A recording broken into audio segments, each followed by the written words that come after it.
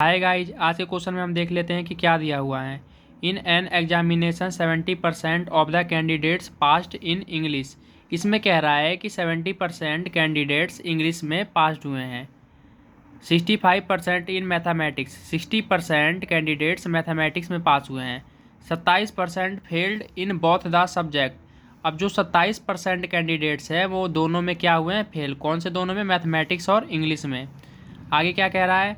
And 248 passed in both the subject.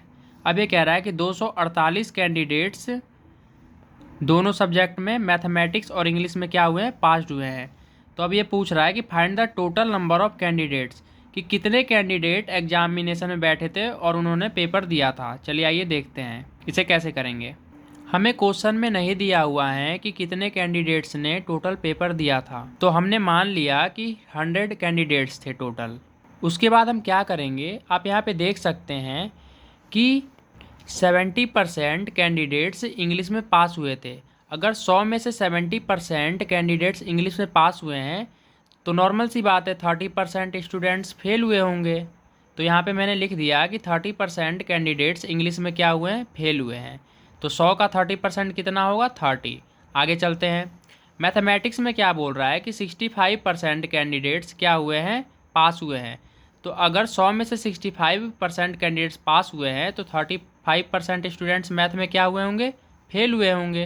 तो 100 का 35% कितना होता है? 35। और चलिए आगे देखते हैं। अब ये क्या कह रहा है कि candidates failed in both subject. अब दोनों सब्जेक्ट में कितने कैंडिडेट्स फेल्ड हुए थे? इससे पहले हम क्वेश्चन देख लेते हैं, क्वेश्चन में क्या दिया हुआ है। यहाँ पे हमें दे रखा है कि 27% कैंडिडेट्स जो है वो दोनों सब्जेक्ट में क्या हुए थे? फेल हुए थे। तो 100 का 27% कितना हो गया हमारे पास? 27 कैंडिडेट्स। आगे चलते हैं।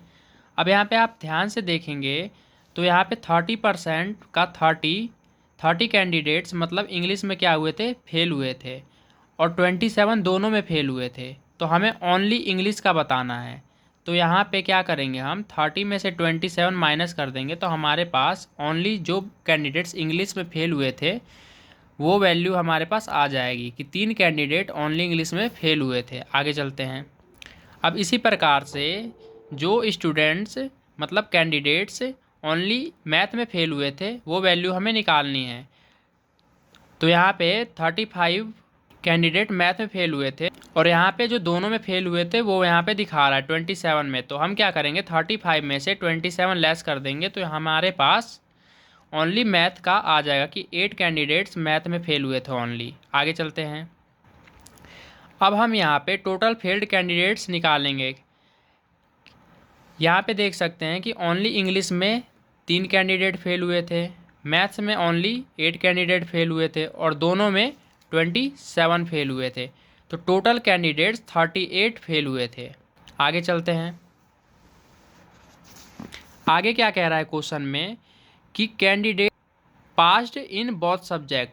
अब दोनों सब्जेक्ट में कितने कैंडिडेट पास्ड हुए थे? आप यहाँ पे देख सकते हैं कि हमारे पास 100 कैंडिडेट थे जिसमें से 38 फेल हो गए थे। तो 100 में से हमने 38 घटा दिया तो हमारे यहाँ पे आ गया 62 कि 62 कैंडिडेट्स पास्ड हुए थे। अब आगे चलते हैं। Number of candidates who passed in both subject in 248 than total number of candidates. अब यहाँ पे देख सकते हैं कि हमें क्वेश्चन में दिया हुआ था कि 248 कैंडिडेट क्या हुए थे? पास हुए थे। हमें टोटल नंबर ऑफ कैंडिडेट निकालना है। तो हम यहाँ पे क्या करेंगे, जो कैंडिडेट हमने लेट किया था मतलब माना तो वो हमने ऊपर रख दिया 100 और जो कैंडिडेट पास हुए थे वो हमने नीचे रख दिया 62। और जितने कैंडिडेट दोनों सब्जेक्ट में पास हुए थे 248 हमने यहाँ पे रख दिया। 62 को हमने 248 से 4 बार पे क्या कर दिया? कैंसिल कर दिया और 100 को 4 से मल्टीप्लाई कर दिया तो यहाँ पे 400 आ गया।